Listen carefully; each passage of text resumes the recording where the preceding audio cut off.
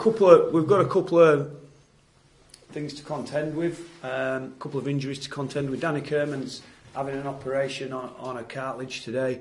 It's going to rule him out for 3 to 4 weeks. And Reece Lynn, well, we were a little bit worried over Reece Lynn. It's not last week, the week before. We thought he got a torn pec, which at one point we thought we may be looking at surgery, which would keep him out 6 months. But the specialist's very happy that it's started to heal itself already. We'll probably expect a 2 to 3 week layoff for Reece, which is it's better news than we first feared. But it's still, it's still a blow for the kid because he'd certainly made his place in the team. He'd anchored his place in the team and was playing very, very well. But it's an opportunity for Lee. I thought Lee come in and did really well for us in his first game back last week. That apart, we got no major injury worries and not too many bumps and bruises. So we'll fly out of here tomorrow, which is a change really. I think we went the day before the game, but with the Barcelona flights being on now, it makes it, as you guys are aware, it makes it a long day's travel. So we've managed to get out there tomorrow, which hopefully will give us sufficient rest before we have to play on Saturday night. How big a blow is it losing your captain? Oh, a big blow, I think. A big blow. Because he's been a very good presence for us. He's got that line breaking ability and he's really grown in stature into the captaincy. So to lose him for 3 or 4 weeks is, we're not got the biggest squad, and we had, to be fair, we had a good run. But the second half last year we didn't get much. So it's part and parcel of the game, and we'll just try and manage it as best we can. And thankfully, hopefully, it's only a 3 to 4 week job, and we'll get him back. Get him back in good time. But yeah, it's a blow. It's a blow because he's been a very important player for us. So that gives Frankie Mariani a chance. It does, and I suppose not a problem in, but the question mark for us is Frank. We had to leave him out of the team because we felt some other guys probably deserved a chance. But we haven't seen him play since, the dual reg hadn't quite worked for us. So Frank's been out and not had a game, which is not ideal. Would have obviously preferred him to go to Doncaster and get a couple of weeks in, but they've had no spot for him. So he's had 2 weeks of not inactivity. Of course, he's been training and getting his extras in, but we've had nothing to gauge him by football-wise. But Frank will come back in, and we'll also pull Kyle Trout back from Doncaster as well. So both of those guys will be in contention for a spot in the 17, whether it be start or on bench. That's a drawback to the dual reg system, then, isn't it? If you send a player to a championship club and they can't get a player through, then it defeats the object, doesn't it? Pretty much, yeah.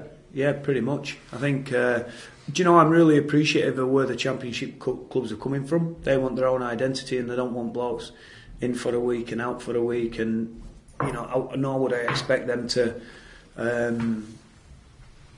to pander to us and everything that we put to them, they get it done. He's trying to build, Tony's trying to build his own team and culture and spirit there. So I guess it's disruptive having blokes in and out for a week at some point. But we have cut. I suppose we have cut some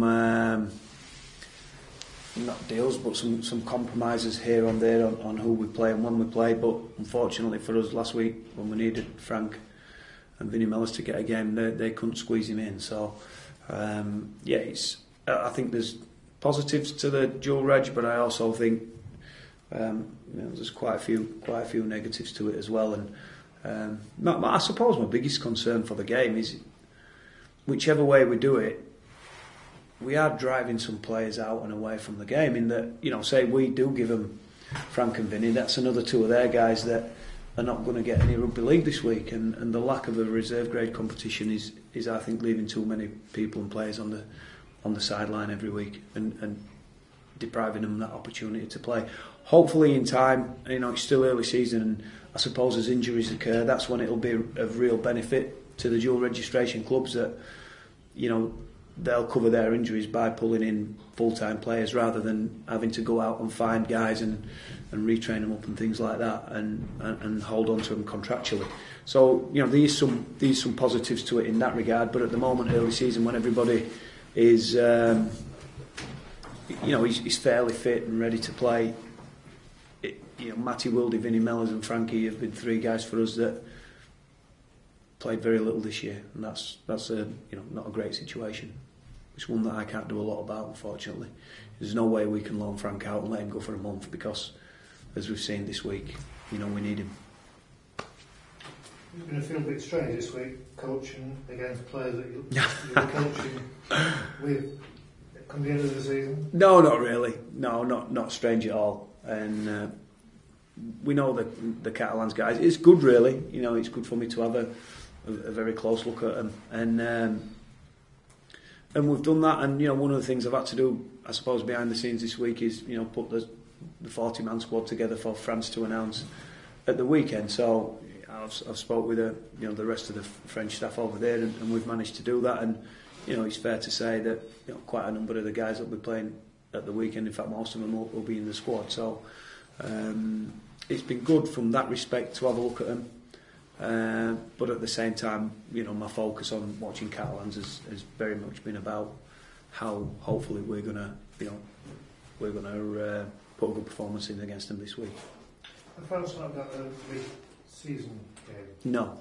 Played Wales last year, didn't they? Yeah, we can't get hold of the Catalans players until they're out of the competition. We can get them. I had a meeting with John Guise and Laurent last week, and we'll get access to them when they're out of the comp. In the lead up time, we're going to have 2 or 3 days where we can get some meetings going on, but none of it will be really rugby league specific and related, or there'll certainly be no time on the training park. It'll purely and simply be some gaps in the calendar here. We've all got some downtime. We'll get everybody together and just outline a couple of things of how it's going to work and what we expect from them. Catalan's one of the toughest games around the calendar for you, Rich? Yeah, I think they're a very big and physical team, and of course you're playing them on the home ground. They've been a very formidable outfit over there for a couple of seasons now, and there's the extra travel, and we just talk to the guys out there. Being a professional sportsman, managing travel and downtime is very much a prerequisite of the job, and how you handle that time is very, very important. Not to get too far away from your routine.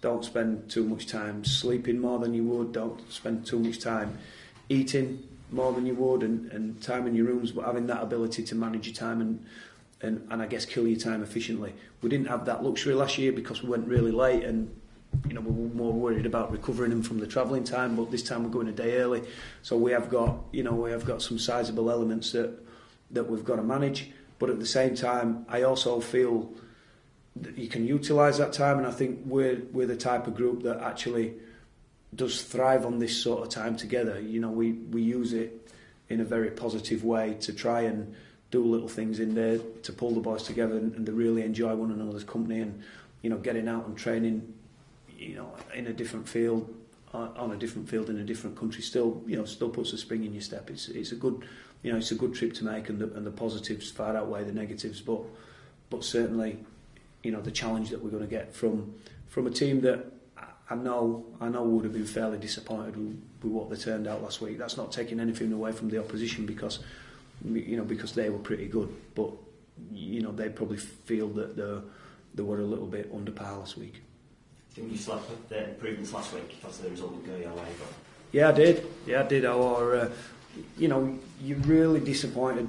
You're really disappointed to lose games and lose tight games, particularly in the circumstances when, at one point we're doing cartwheels because we thought that we'd won it. But overall, when we look at the performance, we made some mistakes. Certainly first 15 minutes at second half we didn't quite get it together, and a little bit of a late period in the first half. But I thought overall the commitment and the desire in our performance, I thought were very good. Were top drawer, in fact. I thought the spirit to come back from a 10-point deficit and almost snatch it and come home with a wet sail like we did, were again outstanding. But for me, I thought defensively we've really improved. Obviously from round one, but week on week, I think as defence has improved, and we conceded tries at the weekend. I didn't think through too much defensive deficiency. I felt that they got 2 opportunities one on a free shot play and one on a loose ball pick up down this end. We had two really big turnarounds that lost at field position, and they scored tries on the back of them. Both, two of them on questionable passes. One of them, I'm pretty certain, if the pass hadn't travelled 4 or 5 metres forward, he wouldn't have scored, because I thought we'd covered the play really well. I thought it was only the fact that the ball looped over and went forward that enabled McGilvery to sneak in the corner up this side. And we got beat on a kick play that I'm not sure we could have defended it much better than what we did. So I felt, in terms of keeping his line intact and line breaks that were put on against us, a couple of massive last-ditch try-saving efforts, and some real urgency on his line, I were absolutely, really happy after the game. As happy as you could be in a loss with what I felt my side had given each other that day. Have you been encouraged by the overall month to begin with? Yeah, I have. The whole job lot, because we had a bit of a checkered pre-season. The Boxing Day fixture is not always ideal, and it's hard to get a gauge from, but we played a couple of championship teams, and then we got whacked at Saints, but we went there with half a side, and we played some players that were really underdone. So going into round one, we didn't quite know what we were going to get. We were shocked when we got what we got, but the turnaround in, probably from the moment we showed the review after the Bradford game and the players actually saw it for themselves, I think they've done a great job in getting themselves up to the levels that we know they can achieve, and the levels we know that are required if we're going to get results again, good sides in this competition. And we've got there, it's reflecting in the way we're training, and the boys are really starting to get that good feel and confidence again about them. And we can't be too put off track by what happened last week. I think we'll take the positives, realise that we can't make so many errors, and a couple of them errors put us under pressure. But we're giving ourselves plenty to build off, I think. Was it a forward pass? As? Ooh. Marginal. No, I didn't wake up screaming. No, sort of like, I'm going to use the old one, sort of like a baby, crying and screaming. But no, No, I didn't. It was forward. Their try was definitely forward. Ours was marginal. It was hard to tell from the camera angle how it came out of his hands. He's adamant he didn't pass it forward. The ball, if you look at the lines on the ground, may have gone marginally forward, but I'm not sure it came out of Timmy's hands forward. I think the speed of the pass might have taken it that way, but either way, it was given now, and there's not a lot we can do about it. And gone are the days when I'm putting dossiers together to send into the Rugby League. We'll let it slide, and we'll see what happens this week, and cop whatever comes our way. Hopefully, they'll even themselves out as the season goes on. We won some close games last year, and one of them we thought we'd win late again, but not to be. Can I just ask you another question about France? Yeah, of course. Are you looking at players who qualify under the 3-year rule, like Scott Giroud would qualify for France this year? Yeah, that's a really good question, and one what I can't quite answer now, and I'll tell you exactly where we're at with it. I'm gonna, one thing we're going to try and build on is that it is France, and we'll do it the French way, and we want to make it different. We understand there's going to be a lot of transferable stuff from the fact that the bulk of the players are coming from Catalans, but we want to give it its own identity. Now, it's really important for me that everybody's comfortable if we're going to pick outside French people. So if we're talking about, I'll use Clint Greenshields as an example. A guy that gave 5 or 6 years to Catalan, settled into the culture, and if the French Federation and the senior players are happy for that to happen, then I can only pick to the rules and pick the strongest squad to the rules. But I'll respect their wishes. If they want it to be all French, and we've already talked about that, but I'm going to talk some more with the staff, with the president, and in particular with the senior guys this weekend, if they're comfortable with that. Because it's a World Cup year, we've seen it before, haven't we, that all of a sudden, we get plenty of affidavits come in, and people can find long lost relatives, and all of a sudden the makeup of the Irish team or the Scottish team is infiltrated with blokes that have basically got no allegiance to it whatsoever. So we'll probably gauge their opinion and look at the individual circumstances on merit. And for guys like Green Shields and maybe even Durrell that have obviously, you'd have to say, given a fair bit to the French game, if they're comfortable with it, then, I mean, of course, as a coach, you're going to pick your best players, but I will respect their opinions and the important people within the organisation's opinion on how they want to go on that matter. And, you know, I won't be scouring the NRL for anybody with an apostrophe in his name. It's fair to say that Juro is not in your 40, but it's an option to add later on. It's options to add later on. I've not gone down the route at the moment. I mean, the 40 will be announced this week, and I've not gone down that route for the 40. I think it's important we focus on, you know, the guys that are playing in Super League and the guys that are playing in their elite competition now, and recognise that. And we'll make some decisions when we've spoke to those people and we spoke to the individuals concerned and see what their commitment and thoughts on it is. It may not get that far that we speak to the individuals, but you know, I'm pretty certain I can safely say now there's not that many in anyway. It's not like 5 or 6 can come in. Off the top of my head, obviously Clint Greenshields qualifies, Dimitri Pello's French anyway, and then there's someone like Scott Durrell that would qualify on residential rules. So there's not a stack of them out there, so it's not going to be a massive problem either way. But I just need to get a steer on it to see how they feel about it, because, you know, we don't want to go in there and talk to these guys about creating a French identity and then rip it apart by bringing in NRL players that have got no connection with the French game whatsoever. So we'll go down that process and take those steps before we make a decision.